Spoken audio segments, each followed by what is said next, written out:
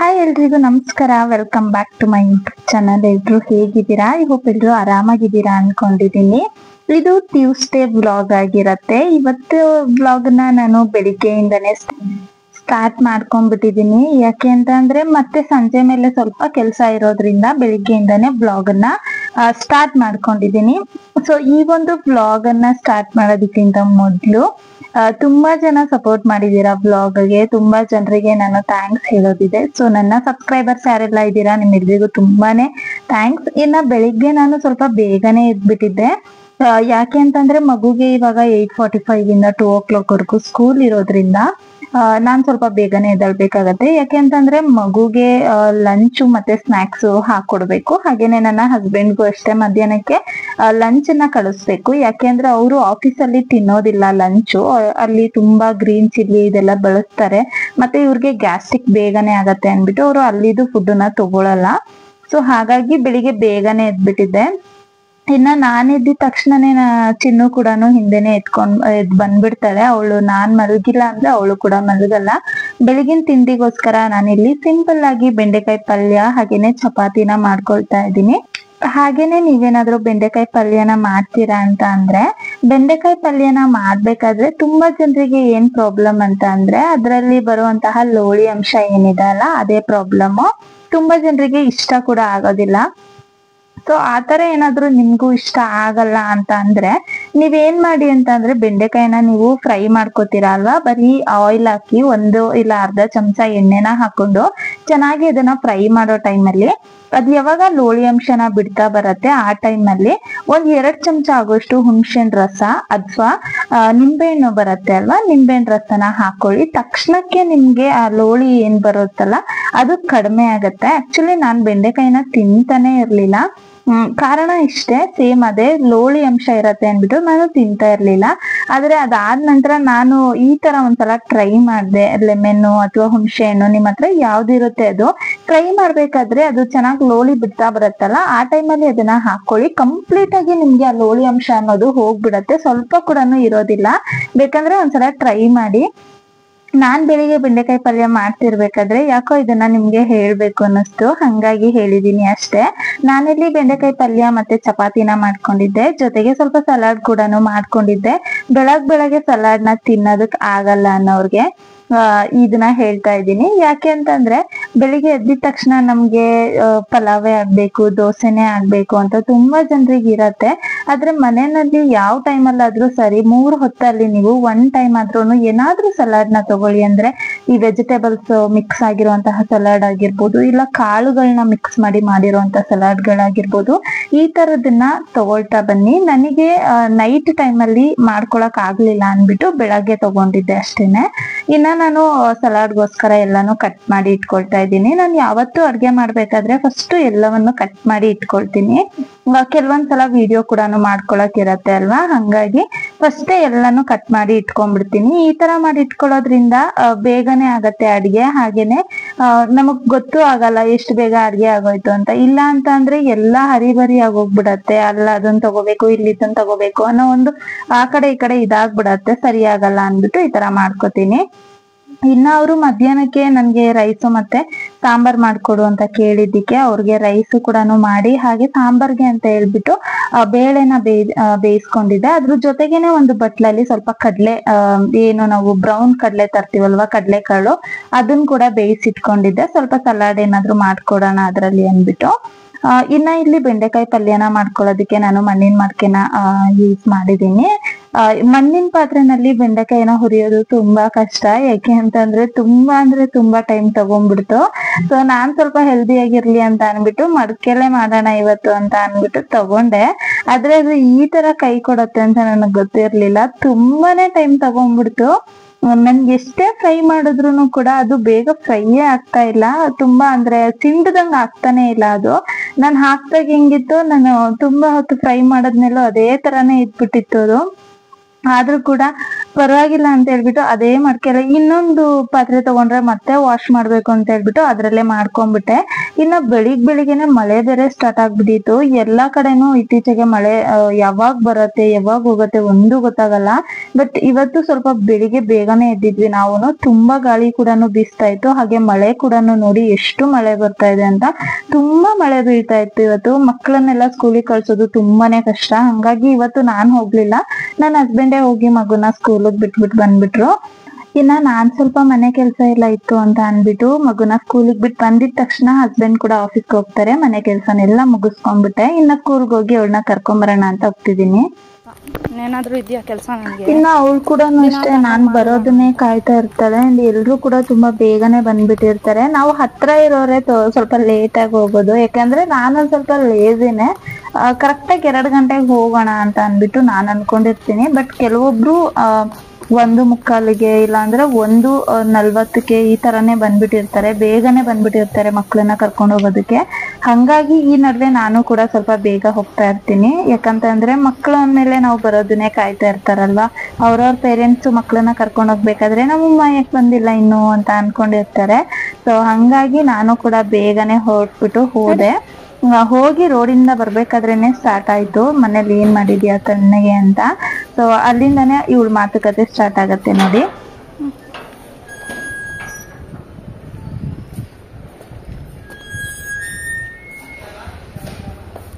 Bag ಜಿಪ್ಪೆ ಯಾಕೆ open ಆಗಿದೆಯಲ್ಲ ಇಲ್ಲಿ ಮುಂದೆ?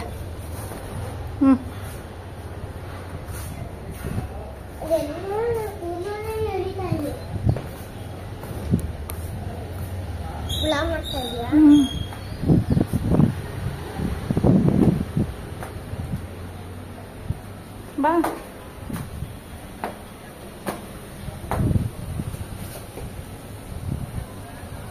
ಆಯ್ತು ನಡಿ.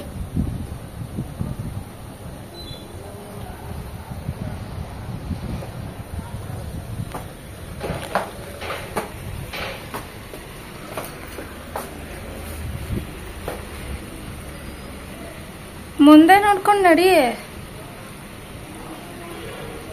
ಸರಿ, ಬೆಳಗ್ಗೆ ನಿಂಗೆ ಖರ್ಚಿಫ್ ತಗೊಂಡೋಗು ಅಂತ ತಾನೇ ಹೇಳಿದ್ ನಾನು. ಬಟ್ಟೆಲ್ಲ ಬಿಟ್ಟೋಗಿದ್ಯಲ್ಲ, ಅಲ್ಲೇನ್ ಮಾಡಿದೆ? ಹಾ,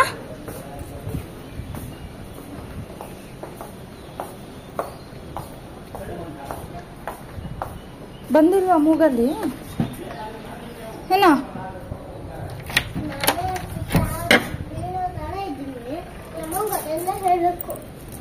ಸುಸ್ತಾಗಿ ಬೀಳೋ ತರ ಇದೆಯಾ? ಬಿಡು, ಬ್ಯಾಗ್ ಬಿಚ್ಚು ಫಸ್ಟು ನೀನು. ನಾನು ತೆಕ್ಕೊಡ್ತೀನಿ, ಬ್ಯಾಗ್ ತೆಗಿ.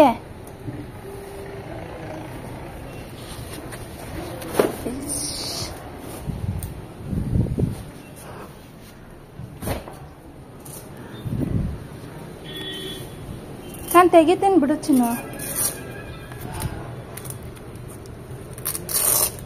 ಮೇಲೆ ಎತ್ತಿಡ್ಬೇಕಿಲ್ಲ, ಮಳೆ ಬಂದರೆ ನೆಂದೋಗುತ್ತೆ. ತೆಗಿ, ಆ ಕಡೆ ತೆಗಿ.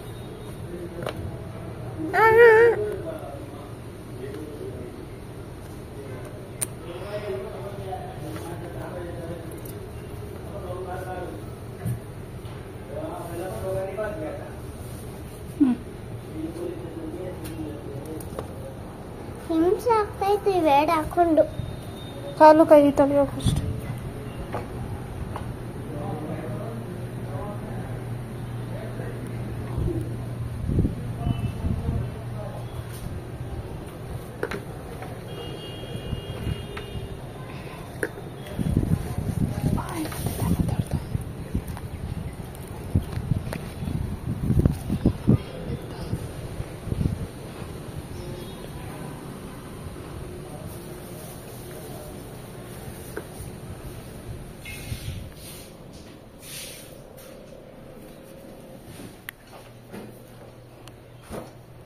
ಹೇಳ್ತೀಯ ಇವತ್ತು ಅಂತ? ಇವಾಗ ಏನ್ ಬೇಕು? ಸರಿ, ಖರ್ಚಿಫ್ ಇಲ್ದಿರ ಇವತ್ತೆಲ್ಲ ಬಟ್ಟೆಗೆ ಒರ್ಸ್ಕೊಂಡ್ ಬಂದಿದ್ಯಾ ಮೂಗಿಂದ ತೆಗೆದು ತೆಗೆದು? ಅಲ್ಲಿ ಇನ್ನೊಂದು ಇದ್ರೊಳಗೆ ಇತ್ತಲ್ಲ ಇನ್ನೊಂದು ಟವಲ್, ಅದ್ರಲ್ಲಿ ಒರ್ಸ್ಕೋಬೇಕಿತ್ತ? ಅದ್ರಲ್ಲಿ ಒರ್ಸ್ಕೊಂಡ? ಇನ್ನ ಸಂಜೆ ಆಗ್ಬಿಟ್ಟಿತ್ತು. ಇಷ್ಟೆಲ್ಲ ಅವಳನ್ನ ಕರ್ಕೊಂಡ್ಬಂದು ಮಾಡೋಷ್ಟ್ರಲ್ಲಿ ಸಂಜೆನೆ ಆಗಿತ್ತು. ಸರಿ ಇವತ್ತು ಸ್ವಲ್ಪ ಕಪ್ ಕೇಕ್ ನ ಮಾಡೋಣ ಅಂತ ಅನ್ಬಿಟ್ಟು ಮಾಡ್ತಾ ಇದ್ದೀನಿ. ನಾನ್ ಕಪ್ ಕೇಕ್ ನ ಮಾಡ್ಬೇಕಾದ್ರೆ ಇವತ್ತು ವೆಜ್ ಅಲ್ಲಿ ಮಾಡೋಣ ಅಂತ ಡಿಸೈಡ್ ಮಾಡಿದೆ. ಅಂದ್ರೆ ಎಗ್ ಹಾಕೋದ್ ಬೇಡ, ಪ್ಯೂರ್ ವೆಜ್ ಆಗಿ ಮಾಡೋಣ ಇವತ್ತು ಅನ್ಬಿಟ್ಟು ಕಪ್ ಕೇಕ್ ನ ಮಾಡ್ತಾ ಇದ್ದೀನಿ. ಸೀರಿಯಸ್ಲಿ ಕಪ್ ಕೇಕ್ ತುಂಬಾ ಅಂದ್ರೆ ತುಂಬಾ ಚೆನ್ನಾಗಿ ಬಂದಿತ್ತು. ಯೂಶಲ್ ಆಗಿ ನಾನು ಕೇಕ್ ನ ಮಾಡ್ತಾ ಇರ್ತೀನಿ ಮನೆಯಲ್ಲಿ, ಬಟ್ ಫಸ್ಟ್ ಟೈಮ್ ನಾನು ಕಪ್ ಕೇಕ್ ನ ಟ್ರೈ ಮಾಡಿದ್ದು. ಯಾಕೆ ಅಂತಂದ್ರೆ ನನಗೆ ತುಂಬಾ ದಿನದಿಂದ ಆಸೆ ಇತ್ತು ಕಪ್ ಕೇಕ್ ಮಾಡ್ಬೇಕು ಮನೆಯಲ್ಲಿ, ಯಾಕಂದ್ರೆ ಮಕ್ಕಳಿಗೆ ತುಂಬಾ ಇಷ್ಟ ಆಗತ್ತಲ್ವಾ, ಹಂಗಾಗಿ. ಆದ್ರೆ ನನ್ನ ಹತ್ರ ಮೋಲ್ಡ್ ಇರ್ಲಿಲ್ಲ. ಸೊ ಹಾಗಾಗಿ ಮನೆಯಲ್ಲೇ ಇವತ್ತು ಮೋಲ್ಡ್ ನ ಪ್ರಿಪೇರ್ ಮಾಡ್ಕೊಂಡೆ. ಇದು ಏನು ಇಲ್ಲ, ನಾವು ಮಸಾಲ ಹಾಕಿರ್ತೀವಲ್ವಾ, ಈ ಚಕ್ಕೆ ಲವಂಗ ಈ ತರ ಎಲ್ಲ ಹಾಕಿರ್ತೀವಲ್ವಾ, ರೌಂಡ್ ಬಾಕ್ಸ್ ಬರುತ್ತೆ, ಅದ್ರ ಒಳಗಡೆ ಈ ತರ ಚಿಕ್ಕ ಚಿಕ್ಕ ಡಬ್ಬಿಗಳನ್ನ ಕೊಟ್ಟಿರ್ತಾರೆ. ಅದೇ ಡಬ್ಬಿನ ನಾನು ತಗೊಂಡು ಅದ್ರಲ್ಲಿ ನಾನು ಮಾಡ್ಕೊಂಡಿದೀನಿ. ಸೇಮ್ ಈ ತರ ಸ್ಕ್ವೇರ್ ಪೇಪರ್ ನ ಮಾಡ್ಕೊಂಡು ಅದನ್ನ ಕಟ್ ಮಾಡಿ ಕಪ್ ಕೇಕ್ ಶೇಪ್ ಅಲ್ಲೇನೆ ಮಾಡ್ಬಿಟ್ಟು ಆ ಬಟ್ಲೊಳಗಡೆ ಕೂರಿಸ್ಕೊಂಡಿದೀನಿ ಅಷ್ಟೇನೆ. ತುಂಬಾ ಜನ ಕಪ್ ಕೇಕ್ ಮಾಡ್ಬೇಕಂದ್ರೆ ಮೋಲ್ಡ್ ಇಲ್ಲ ಅಂದ್ರೆ ಮಾಡಕ್ ಆಗಲ್ಲ ಅನ್ಕೋತಾರೆ. ಆಕ್ಚುಲಿ ನಾನು ಅದೇ ಅನ್ಕೊಂಡಿದ್ದೆ, ಬಟ್ ತುಂಬಾನೇ ಈಸಿ ಆಯ್ತು ನನ್ಗೆ. ಈ ತರ ಮೋಲ್ಡ್ ಮಾಡ್ಬೋದು ಅಂತ ನನ್ಗೂ ಇವತ್ತೇ ಗೊತ್ತಾಗಿದ್ದು. ಸುಮ್ನೆ ಟ್ರೈ ಮಾಡೋಣ, ನೋಡೋಣ ಬರುತ್ತಾ ಇಲ್ಲ ಅಂತ ಮಾಡ್ದೆ. ಬಟ್ ಫೈನಲಿ ತುಂಬಾ ಚೆನ್ನಾಗ್ ಬಂತು ಮೋಲ್ಡ್.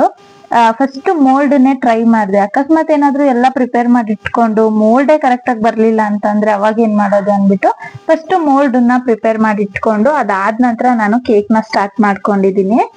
ಇವಾಗ ಫಸ್ಟ್ ಒಂದು 3 ಚಮಚ ಆಗೋಷ್ಟು ಮೊಸರನ್ನ ಹಾಕೊಂಡಿದೀನಿ. ನೀವೇನಾದ್ರೂ ವೆಜ್ ಅಲ್ಲಿ ಮಾಡ್ತೀರಾ ಅಂದ್ರೆ ಮೊಸರು ಹಾಕೊಳ್ಳಿ, ಇಲ್ಲ ಅಂತಂದ್ರೆ 1 ಅಥವಾ 2 ಮೊಟ್ಟೆನ ಬಳಸ್ಕೋಬಹುದು. ಇಲ್ಲ ಜಾಸ್ತಿ ಮಾಡ್ತೀರಾ ಅಂದ್ರೆ 3 ಮೊಟ್ಟೆನ ಹಾಕೊಳ್ಳಿ. ನಾನಿಲ್ಲಿ ಒಂದು 6 ಕಪ್ ಕೇಕ್ ಅನ್ನ ಮಾಡ್ತಾ ಇದ್ದೀನಿ. ಹಂಗಾಗಿ ನಾನು 3 ಚಮಚ ಆಗೋಷ್ಟು ಮೊಸರು ಮತ್ತೆ ಒಂದು 3 ಚಮಚ ಆಗೋಷ್ಟು ಎಣ್ಣೆನ ಬಳಸ್ಕೊಂಡಿದೀನಿ. ಕೇಕ್ ಯಾವತ್ತೇ ಮಾಡ್ಬೇಕಂದ್ರೂ ನೀವು ವಿತೌಟ್ ಫ್ಲೇವರ್ ಅಂದ್ರೆ ಯಾವುದೇ ರೀತಿ ಫ್ಲೇವರ್ ಇಲ್ಲದೆ ಇರುವಂತಹ ಎಣ್ಣೆನ ಬಳಸ್ಬೇಕು. ಸೊ ಹಂಗಾಗಿ ನಾನಿಲ್ಲಿ ಬಳಸಿದೀನಿ ಅಷ್ಟೇನೆ ಎಣ್ಣೆನ. ಇವಾಗ ನಾನು ಇದಕ್ಕೆ ನೀವು ಬೇಕಾದ್ರೆ ಇದೆಲ್ಲಾನು ಮಿಕ್ಸಿ ಕೂಡ ಹಾಕೊಳ್ಬಹುದು, ಇಲ್ಲ ಅಂತಂದ್ರೆ ಕೈಯಿಂದಾನೇ ಬೀಟ್ ಕೂಡ ಮಾಡ್ಕೊಳ್ಬಹುದು. ನಾನ್ ಸ್ವಲ್ಪ ಇದು ಬೇಗನೆ ಆಗತ್ತೆ ಅಂತ ಅನ್ಬಿಟ್ಟು ಇದಕ್ ಹಾಕೊಂಡೆ. ಅದೇ ನಾನ್ ಮಾಡಿದ ಮಿಸ್ಟೇಕು, ಏನು ಅಂತ ಹೇಳ್ತೀನಿ ಮುಂದೆ. ಇದಕ್ಕೊಂದ್ ಸ್ವಲ್ಪ ಒಂದ್ 1/4 ಚಮಚ ಆಗೋಷ್ಟು ವಿನಿಗರ್ನ ಹಾಕೊಂಡು ಒಂದ್ ಸ್ವಲ್ಪ ಶುಗರ್ನ ಹಾಕೊಳ್ಳಿ. ಶುಗರು ನಿಮ್ಗೆ ಸ್ವೀಟ್ ಎಷ್ಟು ಬೇಕು ಅಂತ ನೋಡ್ಕೊಂಡು ಹಾಕೊಳ್ಳಿ. ಇದು ನಾನು ಚೆನ್ನಾಗ್ ಆಗತ್ತೆ, ಇದ್ರಲ್ಲಿ ಸರಿಯಾಗಿ ಕಟ್ ಆಗತ್ತೆ ಅಂತ ಮಾಡ್ದೆ. ಬಟ್ ಇದು ಯಾಕೋ ಇವತ್ತು ನನ್ಗೆ ಕೈ ಕೊಡ್ತು, ಸ್ವಲ್ಪನೂ ವರ್ಕ್ ಆಗ್ತಾ ಇರ್ಲಿಲ್ಲ. ಇದು ಎಷ್ಟು ಎಳೆದ್ರುನು ಅಲ್ಲೇ ಸ್ಟ್ರಕ್ ಆಗಿ ನಿಂತ್ಕೊಳ್ತಾ ಇತ್ತು. ನನ್ಗಂತೂ ಸಿಕ್ಕಾಪಟ್ಟೆ ಇರಿಟೇಟ್ ಆಗ್ಬಿಡ್ತು. ಯಾಕಂದ್ರೆ ಏನಾದ್ರೂ ಕೆಲಸ ಮಾಡ್ಬೇಕಾದ್ರೆ ಇಲ್ಲ ಏನಾದ್ರೂ ವಿಡಿಯೋ ಮಾಡ್ಬೇಕಾದ್ರೇನೆ ಹೀಗಾಗತ್ತೆ, ಅದೇ ಬೇಜಾರು ನನ್ಗೆ. ಮಿಕ್ಕಿದ ಟೈಮಲ್ಲೆಲ್ಲ ಚೆನ್ನಾಗೆ ಕೆಲಸ ಮಾಡತ್ತೆ ಇದು. ಇವಾಗ ಮೈದಾನ ತಗೊಂಡಿದೀನಿ. ಮೈದಾ ನಾನು ಇಲ್ಲಿ 1.5 ಕಪ್ ಆಗೋಷ್ಟು ತಗೊಂಡಿದೀನಿ. ಆ ಯೆಲ್ಲೋ ಕಲರ್ ಕಪ್ ಏನಿದೆ ಅಲ್ವಾ, ಅದ್ರಲ್ಲಿ 1.5 ಕಪ್ ಆಗೋಷ್ಟು ಮೈದಾನ ತಗೊಂಡಿದೀನಿ. ಹಾಗೇನೆ 4 ಚಮಚ ಆಗೋಷ್ಟು ಮಿಲ್ಕ್ ಪೌಡರ್ ಕೂಡ ತಗೊಂಡಿದೀನಿ. ನೀವು ಬೇಕಾದ್ರೆ ಮೈದಾ ಬೇಡ ಅಂದ್ರೆ ರಾಗಿನೂ ಬಳಸ್ಬೋದು, ಇಲ್ಲ ಗೋಧಿ ಹಿಟ್ಟು ಬರತ್ತಲ್ವಾ ಅದನ್ನು ಕೂಡ ಬಳಸ್ಬೋದು, ಇಲ್ಲ ರಾಗಿ ಹಿಟ್ಟನ್ನು ಕೂಡ ಬಳಸ್ಬೋದು. ನಿಮ್ಮಿಷ್ಟ, ನಿಮ್ಗೆ ಯಾವ್ದು ಇಷ್ಟ ಆಗತ್ತೆ ಅದನ್ನ ಬಳಸ್ಕೊಳ್ಳಿ. ಇದನ್ನೆಲ್ಲ ಹಾಕಿದ ನಂತರ ಇವಾಗ ನಾವು ಒಂದೊಂದೇ ಇಂಗ್ರೀಡಿಯೆಂಟ್ ನ ಹಾಕೊಳ್ತಾ ಹೋಗೋಣ. ಫಸ್ಟ್ ಇದಕ್ಕೆ ಒಂದ್ ಸ್ವಲ್ಪ ಹಾಲನ್ನ ಹಾಕೋಬೇಕಾಗತ್ತೆ. ನಾನಿಲ್ಲಿ ಹಾಲು ಉಗುರು ಬೆಚ್ಚಗ್ ಮಾಡಿ ತಗೊಂಡಿದ್ದೀನಿ. ಯಾವ್ದೇ ಕಾರಣಕ್ಕೂ ಫ್ರಿಜ್ ಅಲ್ಲಿ ಇಟ್ಟಿರುವಂತಹ ಹಾಲನ್ನ ಹಾಕೋದಕ್ ಹೋಗ್ಬೇಡಿ. ಒಂದ್ ವೇಳೆ ನೀವು ಮೊಸರು ಹಾಕಿದ್ರು ನೀವು ಹಾಲ್ ಹಾಕ್ತವಾಗ ಅದು ಕೂಡ ಬಿಸಿ ಹತ್ಕೊಳತ್ತೆ. ಅದೇ ನೀವು ಡೈರೆಕ್ಟ್ ಆಗಿ ಏನಾದ್ರು ತಣ್ಣಗಿರೋ ಹಾಲ್ ಹಾಕಿದ್ರಿ ಅಂದ್ರೆ ಕೇಕ್ ಫ್ಲಾಪ್ ಆಗತ್ತೆ. ಹಂಗಾಗಿ ಇವಾಗ 1/4 ಚಮಚ ಆಗೋಷ್ಟು ನಾನಿಲ್ಲಿ ಬೇಕಿಂಗ್ ಪೌಡರ್ ನ ಬಳಸ್ಕೊಂಡಿದೀನಿ. ಇದಕ್ಕೆ ನಾನು ಯಾವ್ದೇ ರೀತಿ ಇವತ್ತು ಕೇಕ್ ಜೆಲ್ ಏನೂ ಬಳಸ್ತಾ ಇಲ್ಲ. ಮಾಮೂಲಿಯಾಗಿ ಕೇಕ್ ಮಾಡೋಣ ಅಂತ ಅನ್ಬಿಟ್ಟು ನಾನಿಲ್ಲಿ ಬೇಕಿಂಗ್ ಪೌಡರ್ ನ ಹಾಕೊಂಡಿದೀನಿ ಅಷ್ಟೇನೆ. ಹಾಗೆ 1/4 ಚಮಚ ಆಗೋಷ್ಟು, 1/4 ಚಮಚಕ್ಕಿಂತ ಒಂದ್ ಸ್ವಲ್ಪ ಕಡಿಮೆ ಆಗೋಷ್ಟು ನಾನಿಲ್ಲಿ ಬೇಕಿಂಗ್ ಸೋಡಾನ ಬಳಸ್ಕೊಂಡಿದೀನಿ. ಇದಿಷ್ಟನ್ನು ಹಾಕಿದ ನಂತರ ನಾವಿದಕ್ಕೆ ಒಂದ್ ಸ್ವಲ್ಪ ವೆನಿಲಾ ಎಸೆನ್ಸ್ ಮತ್ತೆ ಪೈನಾಪಲ್ ಎಸೆನ್ಸ್ ನ ಹಾಕೋಬೇಕಾಗತ್ತೆ. ಬಟ್ ಪೈನಾಪಲ್ ಎಸೆನ್ಸ್ ಖಾಲಿ ಆಗಿದ ಕಾರಣ ಅದ್ರ ಬಾಟ್ಲ್ ಅಲ್ಲಿ ಸ್ವಲ್ಪ ಫ್ಲೇವರ್ ಇರುತ್ತೆ ಅನ್ಬಿಟ್ಟು ನಾನು ಅದಕ್ಕೆ ಒಂದ್ ಸ್ವಲ್ಪ ಹಾಲನ್ನ ಮಿಕ್ಸ್ ಮಾಡ್ಬಿಟ್ಟು ಹಾಕೊಂಡಿದ್ದೆ. ಬಟ್ ತುಂಬಾ ಫ್ಲೇವರ್ ಬಂದ್ಬಿಟ್ಟಿತ್ತು. ನಾನೇನೋ ಇಲ್ಲ ಫ್ಲೇವರ್ ಬರಲ್ಲ ಇವತ್ತು ಅನ್ಕೊಂಡಿದ್ದೆ, ಬಟ್ ಇಲ್ಲ, ಚೆನ್ನಾಗ್ ಬಂದಿತ್ತು ಫ್ಲೇವರು. ಹಾಗೇನೆ ಒಂದ್ ಸ್ವಲ್ಪ ವೆನಿಲಾ ಎಸೆನ್ಸ್ ಕೂಡ ಹಾಕೊಳ್ತಾ ಇದ್ದೀನಿ. ಕೇಕ್ ಅಂದಿದ ತಕ್ಷಣ ನಮ್ಗೆ ಪೈನಾಪಲ್ ಎಸೆನ್ಸ್ ಹಾಕಿದ್ರೇನೆ ಅದೊಂದು ಫ್ಲೇವರ್ ಬರೋದು. ಸೊ ಹಾಗಾಗಿ ಅದನ್ನ ಹಾಕೊಂಡು ನಂತರ ವೆನಿಲಾ ಎಸೆನ್ಸ್ ನ ಹಾಕೊಂಡು ಇದನ್ನೆಲ್ಲ ಒಂದ್ ಸ್ವಲ್ಪ ಹಾಲನ್ನ ಸ್ವಲ್ಪನೇ ಹಾಕೊಳ್ತಾ ಇದನ್ನ ಮಿಕ್ಸ್ ಮಾಡ್ತಾ ಬರ್ಬೇಕು. ನೀವು ಕೈಯಿಂದ ಬೀಟ್ ಮಾಡಿ ಕೂಡ ಮಿಕ್ಸ್ ಮಾಡ್ಬೋದು. ಇದು ನಾನ್ ಮೊದ್ಲೇ ಹೇಳ್ದೆ ಅಲ್ವಾ, ಕೈ ಕೊಡ್ತು ನೋಡಿ ಹಿಂಗ್ ಸ್ಟ್ರಕ್ ಆಗ್ತಿದೆ ಅನ್ಬಿಟ್ಟು. ಸೊ ಹಂಗಾಗಿ ಅದನ್ನ ತೆಗೆದಿಟ್ಬಿಟ್ಟು ಕೈಯಿಂದಾನೇ ನಾನು ಕೂಡ ಬೀಟ್ ಮಾಡ್ಕೊಂಡೆ. ಒಂದ್ 2-3 ಸಲ ಟ್ರೈ ಮಾಡ್ದೆ, ಬಟ್ ಆಗ್ಲಿಲ್ಲ, ಅದು ಯಾಕೋ ವರ್ಕ್ ಆಗ್ಲೇ ಇಲ್ಲ. ಸೊ ಹಾಗಾಗಿ ಅದನ್ನ ತೆಗ್ದಿಟ್ಬಿಟ್ಟು ಕೈಯಿಂದಾನೇ ಮಾಡ್ಕೊಂಡೆ. ನೀವು ಬೇಕಾದ್ರೆ ಇದರಲ್ಲಿ ತುಂಬಾ ಫ್ಲೇವರ್ ಗಳನ್ನ ಮಾಡ್ಬೋದು. ನಾನು ಇದು ಒಂದೇ ಇದ್ರಲ್ಲಿ ನಾನು ಚಾಕ್ಲೇಟ್ ಕೇಕ್ ಮತ್ತೆ ವೆನಿಲಾ ಕೇಕ್ ನ ಮಾಡ್ಕೊಂಡಿದ್ದೀನಿ. ನೀವು ಬೇಕಾದ್ರೆ ಇದರಲ್ಲಿ ರೆಡ್ ವೆಲ್ವೆಟ್ ಮಾಡ್ಕೋಬಹುದು, ಇಲ್ಲ ಯೆಲ್ಲೋ ಕಲರ್ ಕೇಕ್ ಬರುತ್ತಲ್ಲ ಬೇಕರಿಲಿ, ಅದು ಆ ತರನು ಮಾಡ್ಕೋಬಹುದು. ನಿಮ್ಗೆ ಯಾವ್ದು ಇಷ್ಟ ಆಗತ್ತೆ ಆ ತರ ಕೇಕ್ ಅನ್ನ ನೀವು ಮಾಡ್ಕೋಬಹುದು. ಸೊ ಇದನ್ನ ತೆಗೆದಿಟ್ಬಿಟ್ಟು ಚೆನ್ನಾಗಿ ಕೈಯಿಂದಾನೇ ಬೀಟ್ ಮಾಡ್ಕೊಂಡು ಚೆನ್ನಾಗಿ ಇದನ್ನ ಮಿಕ್ಸ್ ಮಾಡ್ಕೊಂಡೆ. ಬಟ್ ಒಂದೇನು ಅಂತ ಅಂದ್ರೆ, ನೀವು ಕೇಕ್ ನ ಮಾಡ್ಬೇಕಾದ್ರೆ ಬೇಕಿಂಗ್ ಪೌಡರ್ ಹಾಕಿದ್ಮೇಲೆ ಜಾಸ್ತಿ ಹೊತ್ತು ಮಿಕ್ಸ್ ಮಾಡಕ್ ಹೋಗ್ಬೇಡಿ. ತುಂಬಾ ಜನ ಕೇಕ್ ಫ್ಲಾಪ್ ಆಗೋದಕ್ಕೆ ಮೇನ್ ಕಾರಣ ಅದೇನೆ. ಬೇಕಿಂಗ್ ಪೌಡರ್ ಹಾಕಿದ್ಮೇಲೆ ತುಂಬಾ ಹೊತ್ತು ಮಿಕ್ಸ್ ಮಾಡ್ತಾರೆ, ಅದರಿಂದನೇ ಕೇಕ್ ಫ್ಲಾಪ್ ಆಗೋದು. ಮತ್ತೆ ಇನ್ನೊಂದು ತಣ್ಣಗಿರೋ ಹಾಲು ಅಥವಾ ತಣ್ಣಗಿರೋದೇನಾದ್ರೂ ಬಳಸಿರ್ತಾರೆ. ಸೊ ಈ ಎಲ್ಲ ಕಾರಣದಿಂದ ಕೇಕ್ ಫ್ಲಾಪ್ ಆಗತ್ತೆ ಅಷ್ಟೇನೆ. ಈ ತರ ಸ್ವಲ್ಪನೇ ಹಾಲನ್ನ ಹಾಕೊಂಡು ನೀಟಾಗಿ ಮಿಕ್ಸ್ ಮಾಡ್ಕೊಳ್ತಾ ಇದ್ದೀನಿ. ನೀವು ಅಷ್ಟೇನೆ, ನೀವೇನಾದ್ರೂ ಜಾಸ್ತಿ ಕ್ವಾಂಟಿಟಿನಲ್ಲಿ ಮಾಡ್ತೀರಾ ಅಂತ ಅಂದ್ರೆ ಮೊಸರು ಹಾಗೇನೆ ಮೈದಾನ ಒಂದ್ ಸ್ವಲ್ಪ ಜಾಸ್ತಿ ಹಾಕೊಳ್ಳಿ ಅಷ್ಟೇನೆ, ಇನ್ನೇನಿಲ್ಲ. ಕೆಲವೊಂದನ್ನ ನಾವು ಮಾಡ್ತಾನೆ ಕಲಿಯೋಕ್ ಆಗೋದು. ಇಲ್ಲ ಅಂತ ಅಂದ್ರೆ ನನಗ್ ಬರಲ್ಲ, ನಾನ್ ಮಾಡಲ್ಲ ಅಂತ ಅಂದ್ರೆ ಖಂಡಿತವಾಗ್ಲು ನಾವ್ ಯಾವತ್ತೂ ಕೂಡ ಕಲಿಯಕ್ ಆಗಲ್ಲ. ಸೊ ಹಾಗಾಗಿ ಈ ತರ ಎಲ್ಲ ಟ್ರೈ ಮಾಡ್ತಾ ಇರಿ, ಮಕ್ಕಳಿಗೆ ಖುಷಿ ಆಗತ್ತೆ ನಾವ್ ಈ ತರ ಎಲ್ಲ ಮಾಡ್ಕೊಟ್ರೆ. ಸೊ ಇವಾಗ ಬ್ಯಾಟರ್ ರೆಡಿ ಆಗಿದೆ. ನಾನಿವತ್ತು ಏರ್ ಫ್ರೈಯರ್ ಅಲ್ಲೇ ಮಾಡೋಣ ಅಂತ ಅನ್ಬಿಟ್ಟು ಮಾಡ್ತಾ ಇದ್ದೀನಿ. ಸಾಮಾನ್ಯವಾಗಿ ಪಾತ್ರೆಯಲ್ಲಿ ಮಾಡ್ತಾ ಇದ್ದೆ ನಾನು ಮೊದ್ಲೆಲ್ಲ, ಬಟ್ ಈ ನಡುವೆ ಏರ್ ಫ್ರೈಯರ್ ಇರೋದ್ರಿಂದ ತುಂಬಾ ಅದನ್ನ ಯೂಸ್ ಮಾಡೋದೇ ಬಿಟ್ಬಿಟ್ಟಿದೀನಿ. ಸುಮ್ನೆ ಯಾಕೆ ಅದನ್ನೊಂದ್ಸಲ ತೆಗಿಯೋದು ಅಂದ್ಬಿಟ್ಟು ಪಾತ್ರೆಲ್ಲೇ ಮಾಡ್ತಾ ಇರ್ತೀನಿ ನಾನು. ಹಂಗಾಗಿ ಇನ್ಮೇಲೆ ಎಲ್ಲದಕ್ಕೂ ಯೂಸ್ ಮಾಡೋಣ ಅಂತ ಏರ್ ಫ್ರೈಯರ್ ಅಲ್ಲೇ ಮಾಡ್ತಾ ಇದ್ದೀನಿ ಇವತ್ತು. ಫಸ್ಟ್ ನಾವು ಏರ್ ಫ್ರೈಯರ್ ನ ಹೀಟ್ ಮಾಡ್ಕೋಬೇಕಾಗತ್ತೆ, ಪ್ರೀ ಹೀಟ್ ಮಾಡ್ಕೋಬೇಕಾಗತ್ತೆ. ಹಂಗಾಗಿ ನಾನು ಇದನ್ನ 120 ಡಿಗ್ರಿನಲ್ಲಿ ಒಂದು 5 to 10 minutes ಬಿಸಿ ಮಾಡ್ಕೊಂಡಿದ್ದೆ. ಹಾಗೇನೆ ಫಸ್ಟೇ ಮೋಲ್ಡ್ ನ ಇಟ್ಬಿಟ್ಟು ನೋಡ್ತಾ ಇದೀನಿ, ಅಂದ್ರೆ ಎಷ್ಟು ಇಡ್ಬೋದು, ಎಷ್ಟು ಇಡಕ್ ಆಗತ್ತೆ ಅಂತ ಒಂದು ಅಂದಾಜ್ ಮಾಡ್ಕೊಳ್ತಾ ಇದೀನಿ. ಯಾಕಂದ್ರೆ ಬ್ಯಾಟರ್ ನ ಹಾಕ್ಬೇಕಲ್ವಾ, ಸೊ ಹಾಗಾಗಿ ಅಂದಾಜ್ ಮಾಡ್ಕೊಳ್ತಾ ಇದ್ದೀನಿ. ನನ್ಗಿಲ್ಲಿ ಒಂದ್ಸಲಕ್ಕೆ 5 ಅಥವಾ 6 ಹಾಕ್ಬೋದಾಗಿತ್ತು. ಸೊ ಹಂಗಾಗಿ ಎಲ್ಲದನ್ನು ಕರೆಕ್ಟ್ ಆಗಿ ನೋಡ್ಕೊಂಡು ತೆಗಿತಾ ಇದ್ದೀನಿ. ಕರೆಕ್ಟ್ ಆಗಿ 6 ಹಿಡ್ಸಿತ್ತು ಒಂದ್ಸಲಕ್ಕೆ. ಸೊ ನನ್ ಕರೆಕ್ಟ್ ಆಗಿ ಬ್ಯಾಟರ್ ಕೂಡ 6 ಕಪ್ ಕೇಕ್ ಆಗೋ ಅಷ್ಟೇ ಮಾಡ್ಕೊಂಡಿದ್ದೆ. ಹಂಗಾಗಿ ಫಸ್ಟ್ ಸೈಜನ್ನೆಲ್ಲ ನೋಡ್ಕೊಂಡು ಆಗತ್ತಾ ಅಂತ ಅದನ್ನ ಟೆಂಪರೇಚರ್ ಎಲ್ಲ ಸೆಟ್ ಮಾಡಿ ಇಟ್ಟಿದ್ದೀನಿ. ನೀವು ಬೇಕಾದ್ರೆ ಪಾತ್ರೆಯಲ್ಲಿ ಕೂಡ ಮಾಡ್ಕೋಬಹುದು. ಕೇಕ್ ರೆಸಿಪಿಗಳು ತುಂಬಾನೇ ಅಪ್ಲೋಡ್ ಮಾಡಿದೀನಿ ನನ್ನ ಚಾನಲ್ ಅಲ್ಲಿ. ನೀವು ಬೇಕಾದ್ರೆ ಟೈಮ್ ಇದ್ರೆ, ಇಂಟ್ರೆಸ್ಟ್ ಇದ್ರೆ ಒಂದ್ಸಲ ಹೋಗಿ ಚೆಕ್ ಮಾಡ್ಕೊಳ್ಳಿ. ಇವಾಗ ಕಪ್ ಕೇಕ್ ಮಾಡೋದಕ್ಕೆ ಈ ತರ ಮೋಲ್ಡ್ ಹಾಕೊಂಡಿದ್ವಲ್ವಾ ಬಟರ್ ಪೇಪರ್, ಅದಕ್ಕೆ ಫಸ್ಟ್ ನಾನಿಲ್ಲಿ ಎಲ್ಲದಕ್ಕೂ ಕೂಡ 2 ಸೌಟ್ ಹಾಕೊಳ್ತಾ ಇದ್ದೀನಿ. ಯಾಕಂದ್ರೆ ಎಲ್ಲ ಸೇಮ್ ಬರ್ಲಿ ಅನ್ಬಿಟ್ಟು 2 ಸೌಟ್ ಹಾಕೊಳ್ತಾ ಇದ್ದೀನಿ. ಮತ್ತೆ ಬ್ಯಾಟರ್ ಕೂಡ ಅಷ್ಟೇ ಯಾವ ತರ ತಿಕ್ಕಾಗಿದೆ ನೋಡಿ, ಈ ತರಾನೇ ಇರ್ಬೇಕು ಬ್ಯಾಟರ್. ಯಾವತ್ತೇ ಕೇಕ್ ಮಾಡಿ ನೀವು, ಕಪ್ ಕೇಕ್ ಆದ್ರೂ ಸರಿ ಅಥವಾ ಮಾಮೂಲಿ 1 kg ಅರ್ಧ kg ಕೇಕು ಯಾವ್ದೇ ಮಾಡಿದ್ರು ಅಷ್ಟೇ ಬ್ಯಾಟರ್ ಅನ್ನೋದು ಕರೆಕ್ಟ್ ಆಗಿರ್ಬೇಕು. ಸೊ ಇದನ್ನ ನಾನು ಎಲ್ಲಾ ಮೋಲ್ಡ್ಗೂ ಕರೆಕ್ಟ್ ಆಗಿ ಮೆಜರ್ಮೆಂಟ್ ಪ್ರಕಾರನೇ ಹಾಕೊಳ್ತಾ ಇದ್ದೀನಿ. ಕರೆಕ್ಟ್ ಆಗಿದ್ರೆ ಎಲ್ಲ ನೋಡೋದಕ್ಕೆ ಚೆನ್ನಾಗಿರತ್ತೆ ಅಂತ ಅಷ್ಟೇ. ಈ ತರ ಎಲ್ಲದಕ್ಕೂ ಹಾಕೊಳ್ಳಿ. ಹಾಗೇನೆ ಇದ್ರಲ್ಲಿ ಒಂದು 2 ಸೌಟ್ ಆಗುವಷ್ಟು ಉಳಿಸ್ಕೊಂಡು ಅದಕ್ಕೇನೆ ಕೋಕೋ ಪೌಡರ್ ನ ಮಿಕ್ಸ್ ಮಾಡ್ಕೊಂಡಿದ್ದೆ ನಾನು. ಕೋಕೋ ಪೌಡರ್ ಮತ್ತೆ ಒಂದ್ ಸ್ವಲ್ಪ ಕಾಫಿ ಪೌಡರ್ ನ ಮಿಕ್ಸ್ ಮಾಡ್ಕೊಂಡು ಇನ್ನ ಒಂದ್ ಸ್ವಲ್ಪ ಎಕ್ಸ್ಟ್ರಾ ವೆನಿಲಾ ಎಸೆನ್ಸ್ ಎಲ್ಲಾನು ಹಾಕೊಂಡು ಅದನ್ನೇ ನಾನು ಚಾಕ್ಲೇಟ್ ಕೇಕ್ ಆಗಿ ಮಾಡ್ಕೊಂಡಿದ್ದೀನಿ. ಆಕ್ಚುಲಿ ವೆನಿಲಾ ಕೇಕ್ ಗಿಂತ ಚಾಕ್ಲೇಟ್ ಕೇಕ್ ತುಂಬಾನೇ ಚೆನ್ನಾಗಿತ್ತು. ಫ್ಲೇವರ್ ಆಗಿರ್ಬೋದು, ತಿನ್ನಕ್ ಆಗಿರ್ಬೋದು, ಎರಡಕ್ಕೂ ತುಂಬಾನೇ ಮಜವಾಗಿತ್ತು. ಚಿನ್ನುಗೆ ಆಕ್ಚುಲಿ ಕೇಕ್ ಅಲ್ಲಿ ಚಾಕ್ಲೇಟ್ ಕೇಕ್ ಇಷ್ಟ ಆಗಿದ್ದು, ನನ್ಗೂ ಚಾಕ್ಲೇಟ್ ಕೇಕ್ ಇಷ್ಟ ಆಯ್ತು. ಯಾಕಂದ್ರೆ ಮಾಮೂಲಿಯಾಗಿ ವೆನಿಲಾ ಕೇಕ್ ತಿಂತಾನೆ ಇರ್ತೀವಿ, ಬಟ್ ಚಾಕ್ಲೇಟ್ ಕೇಕ್ ಸ್ವಲ್ಪ ಚೇಂಜ್ ಇರತ್ತಲ್ವಾ, ಹಂಗಾಗಿ ಇಷ್ಟ ಆಯ್ತು ಅಷ್ಟೇನೆ. ಸೊ ಇವಾಗ ಬ್ಯಾಟರ್ ಅನ್ನು ಕೂಡ ರೆಡಿ ಮಾಡ್ಕೊಂಡಿದ್ದಾಗಿದೆ. ಆದ್ರೆ ಮತ್ತೆ ನಾನು ಅದಕ್ಕೆ ಇನ್ನ ಒಂದ್ 2-3 ಚಮಚ ಆಗೋಷ್ಟು ಮೈದಾ ಹಾಗೇನೆ ಜಾಗ್ರಿ ಪೌಡರ್ ಎಲ್ಲ ಹಾಕೊಂಡೆ. ಯಾಕೆಂದ್ರೆ ಮೈದಾ ಹಾಕಿದ್ಮೇಲೆ ಮತ್ತೆ ಸಪ್ಪೆ ಆಗೋಗ್ಬಿಡತ್ತೆ. ಮತ್ತೆ ನಾವು ಶುಗರ್ ಹಾಕ್ಬೇಕು ಅಂತ ಅಂದ್ರೆ ಅದನ್ನ ಪೌಡರ್ ಮಾಡಿನೇ ಹಾಕೋಬೇಕು. ಡೈರೆಕ್ಟ್ ಆಗಿ ಶುಗರ್ ಹಾಕಿದ್ವಿ ಅಂತ ಅಂದ್ರೆ ಅದು ಮೆಲ್ಟ್ ಆಗಲ್ಲ. ಸೊ ಹಾಗಾಗಿ ನಾನಿಲ್ಲಿ ಜಾಗ್ರಿ ಪೌಡರ್ ನ ಹಾಕೊಂಡು ಅದಕ್ಕೇನೆ ಕೋಕೋ ಪೌಡರ್ ಎಲ್ಲ ಹಾಕೊಂಡು ಮಿಕ್ಸ್ ಮಾಡಿ ಇಟ್ಕೊಂಡಿದೀನಿ. ನೋಡಿ ಬ್ಯಾಟರ್ ಚಾಕ್ಲೇಟ್ ಕೇಕ್ ಈ ತರ ಇದೆ. ಹಾಗೇನೆ ನೀವು ಮೇಲೆ ಟಾಪಿಂಗಿಗೋಸ್ಕರ ಚಾಕ್ಲೇಟ್ ಚಿಪ್ಸ್ ಹಾಕೋಬಹುದು, ಇಲ್ಲ ಅಂತ ಅಂದ್ರೆ ಡ್ರೈ ಫ್ರೂಟ್ಸ್ ನ ಹಾಕೋಬಹುದು. ಅದು ಇಲ್ಲ ಅಂತಂದ್ರೆ ಟೂಟಿ ಫ್ರೂಟಿ ಇರತ್ತೆ ಅಲ್ವಾ, ಅದನ್ನು ಹಾಕೋಬಹುದು.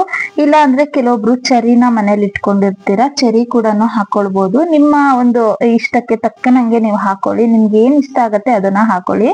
ನಾನಿಲ್ಲಿ ಚಾಕ್ಲೇಟ್ ಚಿಪ್ ನ ಹಾಕೊಂಡಿದೀನಿ. ಸ್ವಲ್ಪ ಹಾಕೊಳ್ಳಿ, ಜಾಸ್ತಿ ಹಾಕಿದ್ರೆ ನಿಮ್ಗೆ ಅಷ್ಟೊಂದ್ ಚೆನ್ನಾಗಿರಲ್ಲ. ಒಂದ್ ಸ್ವಲ್ಪ ಹಾಕೊಂಡ್ರೆ ಸಾಕಾಗತ್ತೆ.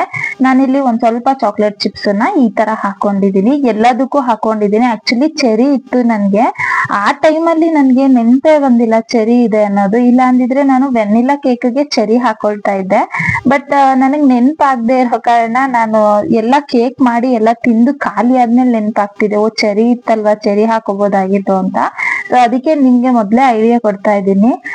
ಡ್ರೈ ಫ್ರೂಟ್ಸ್ ಅಥವಾ ಡ್ರೈ ಗ್ರೇಪ್ಸ್ ಇರತ್ತೆ ಅಲ್ವಾ, ಅದಾಗಿರ್ಬೋದು. ಇಲ್ಲ ಅಂತಂದ್ರೆ ಏನಾದ್ರು ವಾಟ್ ಎವರ್ ನಿಮ್ಗೆ ಏನ್ ಇರತ್ತೆ ಅದನ್ನ ಹಾಕೊಳ್ಳಿ. ನಾನಿಲ್ಲಿ ಬರೀ ಪ್ಲೇನ್ ಆಗಿ ಬೇಡ ಅಂದ್ಬಿಟ್ಟು ಚಾಕ್ಲೇಟ್ ಚಿಪ್ಸ್ ನ ಹಾಕೊಂಡಿದೀನಿ ಅಷ್ಟೇನೆ. ಮನೇಲಿ ಯಾವಾಗ್ಲೂ ತರ್ಸಿಟ್ಟಿರ್ತೀನಿ, ಅದೇ ಸ್ವಲ್ಪ ಇತ್ತು. ಸರಿ ಇನ್ನು ಅದೇ ಇದೆಯಲ್ಲ, ಸುಮ್ನೆ ಏನಕ್ಕೆ ವೇಸ್ಟ್ ಮಾಡೋದು ಅಂತ ಅದನ್ನೇ ಹಾಕೊಂಡಿದೀನಿ. ಇದನ್ನೆಲ್ಲ ಹಾಕೊಂಡು ಏರ್ ಫ್ರೈಯರ್ ಅಲ್ಲಿ ನಾವ್ ಇದನ್ನ ಎಷ್ಟೊತ್ತು ಕುಕ್ ಮಾಡ್ಬೇಕು ಅಂತ ಅಂದ್ರೆ 160 ಡಿಗ್ರಿನಲ್ಲಿ ನೀವು 30 ಮಿನಿಟ್ಸ್ ನೀವು ಕರೆಕ್ಟ್ ಆಗಿ ಬೇಕ್ ಮಾಡ್ಬೇಕು. ಲಾಸ್ಟ್ ಅಲ್ಲಿ ಒಂದು 5 ಮಿನಿಟ್ಸ್ ನೀವು 120 ಡಿಗ್ರಿನಲ್ಲಿ ಬೇಕ್ ಮಾಡ್ಬೇಕು. ಯಾಕೆ ಅಂತ ಅಂದ್ರೆ ಮೇಲ್ಗಡೆ ಎಲ್ಲ ಚೆನ್ನಾಗಿ ಬೆಂದಿರತ್ತೆ, ಬಟ್ ಒಳಗಡೆ ತಳದಲ್ಲಿ ಅಷ್ಟಾಗಿ ಬೆಂದಿರೋದಿಲ್ಲ. ಈ ತರ ಏರ್ ಫ್ರೈಯರ್ ಆಗ್ಲಿ ಅಥವಾ ಓವನ್ ಆಗ್ಲಿ, ಓವನ್ ಅಲ್ಲಿ ಚೆನ್ನಾಗ್ ಆಗತ್ತೆ, ಬಟ್ ಏರ್ ಫ್ರೈಯರ್ ಅಲ್ಲಿ ಕೆಳಗಡೆ ನಾವು ಮತ್ತೆ ಒಂದ್ ಸ್ವಲ್ಪ ಹೊತ್ತು ಚೆನ್ನಾಗಿ ಬೇಯಿಸ್ಬೇಕು ಅಂತ ಅಂದ್ರೆ 120 ಡಿಗ್ರಿನಲ್ಲಿ ಒಂದ್ 5 ಮಿನಿಟ್ಸ್ ಬೇಕ್ ಮಾಡ್ಬೇಕಾಗತ್ತೆ. ಅವಾಗ ನಮ್ಗೆ ಕರೆಕ್ಟ್ ಆಗಿ ಕೇಕ್ ಅನ್ನೋದು ರೆಡಿ ಆಗತ್ತೆ. ನೋಡಿ ಈ ತರ ಇಟ್ಕೊಂಡಿದೀನಿ ನಾನು ಎಲ್ಲಾನು. ನನ್ಗೆ ಕೇಕ್ ಗಿಂತ ಅದು ನಾವು ಮೋಲ್ಡ್ ಮಾಡ್ಕೊಂಡಿದೀವಲ್ವಾ, ಅದೇ ಇಷ್ಟ ಆಗಿದ್ದು ಜಾಸ್ತಿ. ಇದನ್ನ ಇಟ್ಕೊಂಡು ಇನ್ನ ಮನೇಲಿ ವೈನ್ ಮಾಡಿದ್ದೆ, ಅದು ಕೂಡ ಹಾಗೆ ಇತ್ತು. ಇನ್ನ ಬಾಟ್ಲನ್ನ ಸ್ವಲ್ಪ ತೊಳಿಬೇಕು ಅಂತ ಅನ್ಕೊಂಡೆ ನಾನು. ಯಾಕೆ ಅಂತಂದ್ರೆ ಮನಿ ಪ್ಲಾಂಟ್ ಸ್ವಲ್ಪ ಜಾಸ್ತಿನೇ ಬೆಳೆದ್ಬಿಟ್ಟಿತ್ತು. ಈ 2 ಬಾಟಲ್ನು ಖಾಲಿ ಮಾಡ್ಬಿಟ್ಟು ಕ್ಲೀನ್ ಮಾಡಿ ಇದ್ರಲ್ಲಿ ಮನಿ ಪ್ಲಾಂಟ್ ಹಾಕಿಟ್ಕೊಳ್ಳೋಣ ಅಂತ ಅನ್ಬಿಟ್ಟು ವೈನ್ ಎಲ್ಲಾನು ಬೇರೆ ಬಾಟಲ್ಗೆ ಹಾಕೊಳ್ತಾ ಇದ್ದೀನಿ. 2 ಬಾಟಲ್ ಐ ಥಿಂಕ್ 3 ಬಾಟಲ್ ಏನೋ ನಾನು ವೈನ್ ಮಾಡಿದ್ದೆ. ಇದು ಪೈನಾಪಲ್ ವೈನು, ತುಂಬಾನೇ ಒಳ್ಳೇದು ಆರೋಗ್ಯಕ್ಕೆ. ತುಂಬಾ ಜನ ಅನ್ಕೋತೀರಾ ವೈನ್ ಕುಡಿದ್ರೆ ಅದು ಕೆಟ್ಟದ್ದು ಅಥವಾ ಅದನ್ನ ಏನೋ ಒಂಥರ ಅದು ಡ್ರಿಂಕ್ಸ್ ಅನ್ನೋ ರೀತಿ ನೀವು ಥಿಂಕ್ ಮಾಡ್ತೀರಾ. ಖಂಡಿತವಾಗ್ಲೂ ಇಲ್ಲ. ನಿಜವಾಗ್ಲೂ ಹೇಳ್ಬೇಕು ಅಂತ ಅಂದ್ರೆ ಆರೋಗ್ಯಕ್ಕೆ ತುಂಬಾನೇ ಒಳ್ಳೇದು ವೈನು. ನಮ್ಮ ಮನೆಯಲ್ಲಿ ನಾವು ಮಲ್ನಾಡವರಾಗಿರೋದ್ರಿಂದ ಪೈನಾಪಲ್ ಆಗಿರ್ಬೋದು, ಇಲ್ಲ ಅಂತ ಅಂದ್ರೆ ವಿಳೆದೆಲೆ ಮತ್ತೆ ಕಳ್ಸಕ್ಕೆಲ್ಲ ಇಡ್ತೀರಿ ಅಲ್ವಾ ಎಲೆ, ವಿಳೆದೆಲೆ, ಅದ್ರದ್ದು ವೈನ್ ಮಾಡ್ತೀವಿ. ಹಾಗೇನೆ ನೆಲ್ಲಿಕಾಯ್ದು ಮಾಡ್ತೀವಿ, ಮತ್ತೆ ಕ್ಯಾಶ್ಯೂ ನಟ್ಸ್ ಫ್ರೂಟ್ ಬರತ್ತಲ್ವಾ ಅದ್ರಿಂದನೂ ಮಾಡ್ತೀವಿ. ಪ್ರತಿಯೊಂದು ಗ್ರೇಪ್ಸ್ ಇಂದನೂ ಮಾಡ್ತೀವಿ. ತುಂಬಾ ವೆರೈಟಿ ವೈನ್ಗಳನ್ನ ನಾವು ಮಾಡ್ತಾನೆ ಇರ್ತೀವಿ. ಕೆಲವೊಂದ್ಸಲ ಅದಕ್ಕೆ ಅಂತಾನೆ ರೋಸ್ ಬರತ್ತೆ, ಆ ರೋಸ್ ಇಂದನೂ ಕೂಡ ವೈನ್ ಮಾಡ್ತೀವಿ, ತುಂಬಾ ಚೆನ್ನಾಗಿರತ್ತೆ. ಲಾಸ್ಟ್ ಟೈಮ್ ಮನೆಗೆ ಪೈನಾಪಲ್ ತಗೊಂಡ್ಬಂದವಾಗ ಅದ್ರದ್ದು ಸಿಪ್ಪೆ ಮತ್ತೆ ಒಂದ್ ಸ್ವಲ್ಪ ಫ್ರೂಟ್ ಎಲ್ಲಾನು ಹಾಕ್ಬಿಟ್ಟು ನಾನು ವೈನ್ ಮಾಡಿ ಇಟ್ಕೊಂಡಿದ್ದೆ.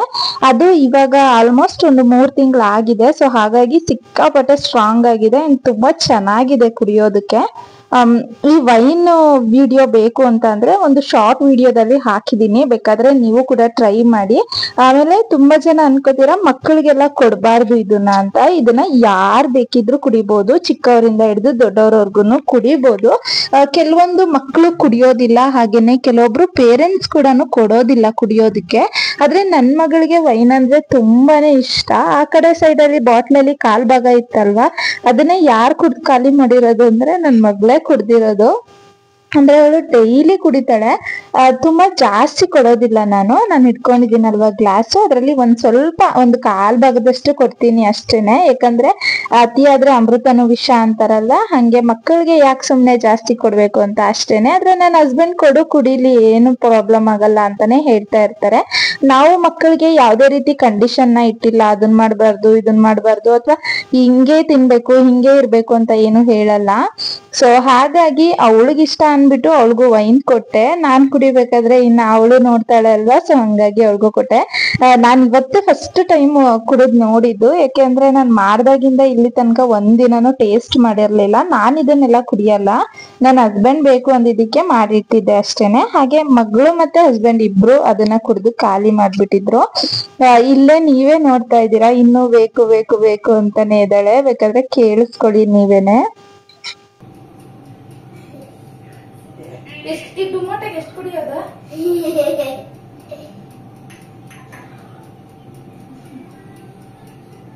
ಸಾಕು ಅಮ್ಮ.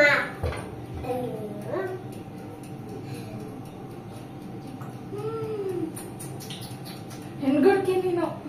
ಸಾಕು ಚಿನ್ನ, ಸಾಕು ವೈನ ಸಾಕಾ?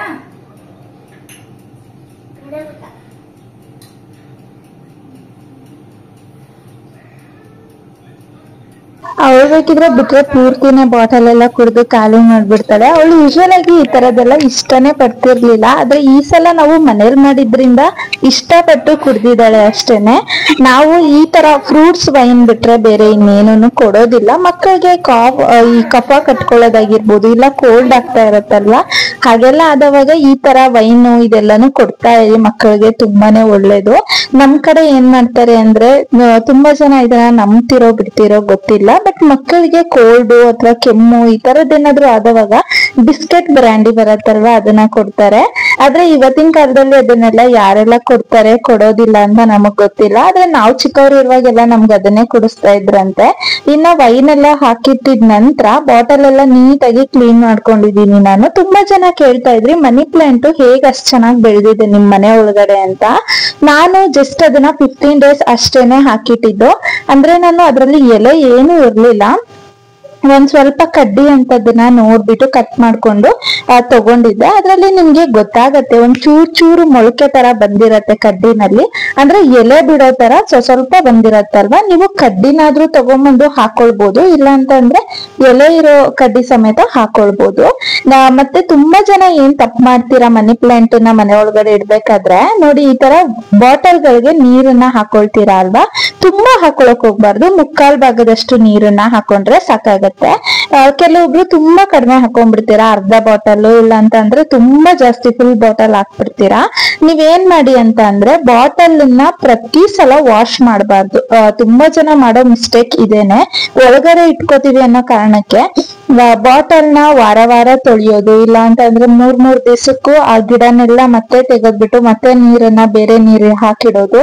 ಈ ತರ ಮಾಡೋದ್ರಿಂದ ಏನಾಗತ್ತೆ ಅಂತ ಅಂದ್ರೆ ಅದ್ರಲ್ಲಿ ಬೇರು ಏನ್ ಬರ್ತಾ ಇರತ್ತೆ ಅದು ಮುರಿದೋಗೋ ಚಾನ್ಸಸ್ ಇರತ್ತೆ. ಹಾಗೇನೆ ಅದಕ್ಕೆ ಒಂದ್ ಸ್ವಲ್ಪ, ಇವಾಗ ನಮ್ಗೆ ಏನಾದ್ರು ಗಾಯ ಆದ್ರೆ ಹೇಗಿರತ್ತೆ ಅದೇ ರೀತಿನೇ ಮನಿ ಪ್ಲಾಂಟ್ ಕೂಡನು. ನಾನ್ ಜಸ್ಟ್ 1 ವಾರ ಅಷ್ಟೇ ಇಟ್ಟಿರೋದು. ಮತ್ತೆ ನಾನೇನ್ ಮಾಡ್ತೀನಿ ಅಂತ ಅಂದ್ರೆ ಬರೀ 15 ದಿನಕ್ಕೆ ಒಂದ್ಸಲ ನಾನು ಬಾಟಲ್ ನೀರನ್ನ ಚೇಂಜ್ ಮಾಡ್ತೀನಿ. ಮತ್ತೆ ಗಿಡ ಎಲ್ಲ ಅವಾಗ ತೊಳೆಯೋದಕ್ ಹೋಗಲ್ಲ. ಫಸ್ಟ್ ಟೈಮ್ ನಾನು ಗಿಡನ ಬಾಟಲ್ಗೆ ಹಾಕ್ಬೇಕಾದ್ರೆ ಮಾತ್ರನೇ ವಾಶ್ ಮಾಡ್ಕೊಳ್ಳೋ ಅಂತದ್ದು. ನೋಡಿ ಇಷ್ಟೇ ಕಿತ್ಕೊಂಡಿರೋದು ನಾನು. ಇದು 2 ಬಾಟಲ್ಗೂ ಆಗೋಷ್ಟು ಇಟ್ಕೊಳ್ತೀನಿ. ಇದ್ರಲ್ಲಿ ಕೆಲವೊಂದ್ರಲ್ಲಿ ಎಲೆ ಇದೆ, ಕೆಲವೊಂದ್ರಲ್ಲಿ ಇಲ್ಲ. ನೀವು ಬೇಕಾದ್ರೆ ಎಷ್ಟಾದ್ರೂ ಇಟ್ಕೋಬಹುದು. ತುಂಬಾ ಜಾಸ್ತಿ ಹಾಕಿದ್ರಿ ಅಂತ ಅಂದ್ರೆ ಗಿಡ ಕೊಳ್ತೋಗತ್ತೆ. ಹಂಗಾಗಿ 1 ಬಾಟಲ್ಗೆ ನೀವು 2 ಇಲ್ಲ ಅಂದ್ರೆ 3 ಕಡ್ಡಿ ಆಗೋಷ್ಟು ಮಾತ್ರನೇ ಇಟ್ಕೊಳ್ಳಿ. ನಾನಿಲ್ಲಿ ಈ ತರ ಬಾಟಲ್ ಅಲ್ಲಿ ಹಾಕಿಟ್ಕೊಳ್ತಾ ಇದ್ದೀನಿ. ನೀವು ಯಾವ್ದಾದ್ರು ಬಾಟಲ್ ಅಲ್ಲಿ ಹಾಕಿಡ್ಬೋದು. ಮತ್ತೆ ನಾನು ಬಾಟಲ್ಗೆ ಸ್ವಲ್ಪ ವಾಟರ್ ಬಾಲ್ ಬರುತ್ತಲ್ವಾ ಅದನ್ನ ಕೂಡ ಹಾಕಿಟ್ಕೊಂಡಿದೀನಿ ಚೆನ್ನಾಗ್ ಕಾಣುತ್ತೆ ಅನ್ಬಿಟ್ಟು. ಬಾಟಲ್ಗೆ ಹಾಕ್ಬೇಕಾದ್ರೆ ಕೆಳಗಡೆ ಏನಿದೆ ಅಲ್ಲ ನೋಡಿ, ಇಷ್ಟು ಉದ್ದ ಕಡ್ಡಿ ಇರ್ಬೇಕು. ಅದ್ರಲ್ಲಿ ಉದ್ದ ಕಡ್ಡಿ ಇದ್ರೆ ಅದ್ರ ಕೆಳಗಡೆ ಬೇರ್ ಬರೋದಕ್ಕೆ ತುಂಬಾನೇ ಹೆಲ್ಪ್ ಆಗತ್ತೆ. ಆಮೇಲೆ ತುಂಬಾ ಜನ ಕೇಳ್ತಾ ಇದ್ರಿ ನೀವು ಒಳಗಡೆನೆ ಇಟ್ಟಿರೋದ್ರಿಂದ ಗಿಡ ಚೆನ್ನಾಗ್ ಬರ್ತಾ ಇದೆಯಾ ಇಲ್ಲ ಹೊರಗಡೆಗೂ ಇಡ್ತೀರಾ ಅಂತ. ತುಂಬಾ ಜನ ಒಂದ್ 15 ದಿನಕ್ಕೊಂದ್ಸಲ ಇಲ್ಲ ತಿಂಗಳಿಗೊಂದ್ಸಲ ಬಿಸಿಲು ಮುಟ್ಬೇಕು ಗಿಡಕ್ಕೆ ಅನ್ಬಿಟ್ಟು ಹೊರಗಡೆ ಇಡ್ತೀರಾ. ಬಟ್ ನಾನು ಇವತ್ತಿನವರೆಗೂ ಇಟ್ಟಿಲ್ಲ. ಯಾಕೆಂತಂದ್ರೆ ಅದು ಗಿಡ ಒಳಗಡೆನೆ ಚೆನ್ನಾಗಿ ಬರ್ತಾ ಇರೋದ್ರಿಂದ ನಾನೇನ್ ಬಿಸ್ಲಿಗೇನು ಇಡೋದಕ್ ಹೋಗಿಲ್ಲ. ನೀವು ಬೇಕಾದ್ರೆ ಬಿಸ್ಲಿಗೆ ಇಟ್ಕೋಬಹುದು, ಅದರಿಂದ ಏನು ಪ್ರಾಬ್ಲಮ್ ಆಗೋದಿಲ್ಲ. ಗಿಡಕ್ಕೆ ಬಿಸಿಲು ಬಿದ್ದಷ್ಟು ಒಳ್ಳೇದೇನೆ. ಆದ್ರೆ ಗಿಡ ಹೇಗೆ ಅಂತ ಅಂದ್ರೆ ನೀವು ಒಳಗಡೆನೆ ಇಟ್ಟು ಅಡ್ಜಸ್ಟ್ ಮಾಡಿದ್ರೆ ಒಳಗಡೆನೆ ಬೆಳೆಯುತ್ತೆ, ಹೊರಗಡೆ ಬಿಸಿಲ್ಗಿಟ್ಟು ಅಡ್ಜಸ್ಟ್ ಮಾಡಿದ್ರೆ ಬಿಸಿಲಲ್ಲಿ ಬೆಳೆಯುತ್ತೆ. ಆ ತರ ಅಷ್ಟೇನೆ. ನಾನು ಅಷ್ಟೇ. ಮತ್ತೆ ಆದಷ್ಟು ಈ ಹಬ್ಬೋ ತರ ಈ ಕಿಟಕಿ ಪಕ್ಕದಲ್ಲಿ ಇಲ್ಲ ಗೋಡೆ ಪಕ್ಕದಲ್ಲೇನೆ ಗಿಡಗಳನ್ನ ಇಡಿ. ಅವಾಗ ಅದಕ್ಕೆ ಬಳ್ಳಿ ಹಬ್ಬೋದಕ್ಕೆ ತುಂಬಾನೇ ಹೆಲ್ಪ್ ಆಗತ್ತೆ, ಚೆನ್ನಾಗ್ ಬೆಳೆಯುತ್ತೆ ಗಿಡ. ಕೆಲವೊಬ್ರು ಏನ್ ಮಾಡ್ತೀರಾ ಅಂತ ಅಂದ್ರೆ ಯಾವ್ದು ಕೂಡ ಅದಕ್ಕೆ ಅಂದ್ರೆ ಹಬ್ಬೋದಕ್ಕೆ ಏನೂ ಇರೋದಿಲ್ಲ ಅಂತ ಜಾಗಗಳಲ್ಲಿ ಇಟ್ಬಿಡ್ತೀರಾ, ಅದರಿಂದ ಆತರ ಆಗತ್ತೆ ಅಷ್ಟೇನೆ. ನೋಡಿ ಇವಾಗ ನಾನು ಮನಿ ಪ್ಲಾಂಟ್ ನ ಬಾಟಲ್ ಒಳಗಡೆ ಹಾಕಿಟ್ಕೊಳ್ತಾ ಇದ್ದೀನಿ. ಕೆಲವೊಬ್ರು ಏನೇನೋ ಲಿಕ್ವಿಡ್ ನ ಹಾಕೊಳ್ತೀರಾ ಬಾಟಲ್ ಒಳಗಡೆ, ಇಲ್ಲ ಅಂತ ಅಂದ್ರೆ ವಾರ ಗಿಡನ ತೆಗಿಯೋದು, ಅದ್ರಲ್ಲಿರೋ ಬೇರ್ಗಳನ್ನ ತೊಳೆಯೋದು, ಈ ತರ ಎಲ್ಲ ಮಾಡ್ತೀರಾ. ದಯವಿಟ್ಟು ಬೇರನ್ನ ತೊಳೆಯೋದಕ್ ಹೋಗ್ಬೇಡಿ. ಮನಿ ಪ್ಲಾಂಟ್ದು ಬೇರ್ ಏನ್ ಬರುತ್ತಲ್ವಾ ಮೇನ್ ಅದೇ ಗಿಡ ಬೆಳೆಯೋದಕ್ಕೆ ಕಾರಣನೇ ಅದು. ಸೊ ಹಾಗಾಗಿ ಅದು ಬೇರೆ ಎಷ್ಟೇ ಬಂದ್ರು ಆ ಬಾಟ್ಲ್ ಒಳಗಡೆನೆ ಇರತ್ತೆ ಹೊರತು ಅದನ್ನೇನ್ ತೆಗಿಯೋದ್ ಬೇಡ. ಮತ್ತೆ ನೀವು ಬಾಟಲ್ ನ ವಾಶ್ ಮಾಡ್ಬೇಕಾದ್ರೆ ಗಿಡನ ತೆಗೆದ್ಬಿಟ್ಟು ವಾಶ್ ಮಾಡೋದಕ್ ಹೋಗ್ಬೇಡಿ. ಹಾಗೆ ನೀರನ್ನ ಚೆಲ್ಬಿಟ್ಟು ಅದ್ರ ಒಳಗಡೆನೆ ನೀರ್ ಹಾಕಿಟ್ಕೊಂಡ್ರೆ ಮನಿ ಪ್ಲಾಂಟ್ ಮನೆ ಒಳಗಡೆ ತುಂಬಾ ಚೆನ್ನಾಗ್ ಬರತ್ತೆ. ಹಾಗೆ ಯಾವ್ದೇ ರೀತಿ ನೆಗೆಟಿವ್ ಎನರ್ಜಿ ಏನಾದ್ರು ಇತ್ತು ಮನೆಯಲ್ಲಿ ಅಂತ ಅಂದ್ರೆ ಮನಿ ಪ್ಲಾಂಟ್ ಒಳಗಡೆ ಬರೋದಿಲ್ಲ. ಇದು ನಿಮ್ಗೆ ಗೊತ್ತಿರ್ಲಿ. ಮನಿ ಪ್ಲಾಂಟ್ ಒಳಗಡೆ ಚೆನ್ನಾಗ್ ಬರ್ಬೇಕು ಅಂತ ಅಂದ್ರೆ ನಮ್ಮನೆ ಒಳಗಡೆ ಪಾಸಿಟಿವ್ ಎನರ್ಜಿ ಇರ್ಬೇಕು. ಅಕಸ್ಮಾತ್ ನೆಗೆಟಿವ್ ಎನರ್ಜಿ ಏನಾದ್ರು ಇತ್ತು ಅಂತ ಅಂದ್ರೆ ಮನಿ ಪ್ಲಾಂಟ್ ಅಲ್ಲ ಯಾವ ಗಿಡನು ಕೂಡ ಬರೋದಿಲ್ಲ. ಇದೆಲ್ರಿಗೂ ಗೊತ್ತಿರ್ಬೇಕು. ಸೊ ಇದನ್ನೆಲ್ಲ ಮುಗಿಸ್ಕೊಳ್ಳೋ ಅಷ್ಟೊತ್ತಿಗೆ ಕೇಕ್ ಕೂಡ ತುಂಬಾನೇ ಚೆನ್ನಾಗಾಗಿತ್ತು. ತುಂಬಾ ಅಂದ್ರೆ ತುಂಬಾ ಚೆನ್ನಾಗ್ ಬಂದಿತ್ತು ಇವತ್ತು ಕಪ್ ಕೇಕು. ನನಗಂತೂ ತುಂಬಾನೇ ಖುಷಿ ಆಗೋಯ್ತು. ನೀವು ಕೂಡ ಕಪ್ ಕೇಕ್ ನ ಮನೆಯಲ್ಲಿ ಮಾಡ್ಕೊಳ್ಳಿ. ಮಕ್ಕಳಿಗೆ ಸ್ಕೂಲ್ ಸ್ಟಾರ್ಟ್ ಆಗಿದೆ ಅಲ್ವಾ, ಅವ್ರು ಬರೋಷ್ಟರಲ್ಲಿ ನೀವು ಈ ತರ ಮಾಡಿಟ್ರೆ ಅವ್ರಿಗೂ ತುಂಬಾನೇ ಖುಷಿ ಆಗತ್ತೆ. ಹಾಗೇನೆ ಮಕ್ಕಳಿಗೆ ಬೇಕಾದ್ರೆ ನೀವು ಸ್ನಾಕ್ಸ್ ಬಾಕ್ಸ್ಗೂ ಕೂಡ ಇದನ್ನ ಹಾಕೊಡ್ಬೋದು. ಕಪ್ ಕೇಕ್ ಅಲ್ವಾ, ಒಂದೊಂದು ಹಾಕೊಡ್ಬೋದು, ಆರಾಮಾಗಿ ತಿನ್ಕೊಂಡು ಬರ್ತಾರೆ. ಸೊ ಇವಾಗ ನನ್ ಮಗಳು ತಿಂತಿದ್ದಾಳೆ, ಅವಳ ರಿಯಾಕ್ಷನ್ ಹೇಗಿರುತ್ತೆ ಅಂತ ನೀವೇ ನೋಡಿ. ಅವಳು ಅಷ್ಟು ಈಸಿಯಾಗಿ ಯಾವ್ದನ್ನು ಒಪ್ಕೊಳ್ಳಲ್ಲ. ಬಟ್ ಇವತ್ತು ಅವಳಿಗೂ ತುಂಬಾನೇ ಖುಷಿ ಆಗೋಯ್ತು. ಅವಳು ಫೀಲ್ ಮಾಡ್ತಿರೋದ್ ನೋಡಿದ್ರೆ ನಿಮ್ಗೆ ಗೊತ್ತಾಗತ್ತೆ ಹೇಗಿದೆ ಕೇಕು ಅಂತ. ಸೊ ಈ ಕೇಕ್ ನ ತಿನ್ಕೊಂಡು ಇವತ್ತಿನ ಬ್ಲಾಗ್ ಅನ್ನ ಎಂಡ್ ಮಾಡ್ತಾ ಇದೀವಿ. ಇವತ್ತಿನ ಎಲ್ಲಾ ಬ್ಲಾಗ್ ನಿಮ್ಗೆ ಇಷ್ಟ ಆಗಿದೆ ಅಂತ ನಾನ್ ಭಾವಿಸ್ತಾ ಇದ್ದೀನಿ. ಹಾಗೇನೆ ಯಾರೆಲ್ಲ ಹೊಸಬ್ರು ನಮ್ ಚಾನೆಲ್ ನ ಫಸ್ಟ್ ಟೈಮ್ ನೋಡ್ತಾ ಇದ್ದೀರಾ, ಚಾನೆಲ್ ನ ಸಬ್ಸ್ಕ್ರೈಬ್ ಮಾಡ್ಕೊಳ್ಳಿ. ಹಾಗೆ ಪಕ್ಕದಲ್ಲಿರುವಂತಹ ಬೆಲ್ ಐಕಾನ್ ಕೂಡ ಪ್ರೆಸ್ ಮಾಡ್ಕೊಳ್ಳಿ. ಹಾಗೆ ನೆಕ್ಸ್ಟ್ ವಿಡಿಯೋದಲ್ಲಿ ಡಾರ್ಕ್ ಸರ್ಕಲ್ ಗೆ ಏನ್ ಮಾಡ್ಬೇಕು ಅಂತ ತುಂಬಾ ಜನ ಕೇಳಿದ್ದೀರಾ. ಅದಕ್ಕೆ ಏನ್ ಸೊಲ್ಯೂಷನ್ ಅಂತ ನೆಕ್ಸ್ಟ್ ಒಂದು ಬ್ಲಾಗ್ ಅಲ್ಲಿ ಹೇಳ್ತೀನಿ. ಅದು ಹಾಗೆ ನಾನ್ ಸಿಗ್ತೀನಿ ಮುಂದಿನ ಬ್ಲಾಗ್ ಅಲ್ಲಿ. ಅಲ್ಲಿವರೆಗೂ ನಮ್ ಚಾನೆಲ್ ನ ನೋಡ್ತಾ ಇರಿ. ಈ ಬ್ಲಾಗ್ ಏನಾದ್ರೂ ಇಷ್ಟ ಆಯ್ತು ಅಂತ ಅಂದ್ರೆ ಒಂದು ಲೈಕ್ ನ ಮಾಡಿ.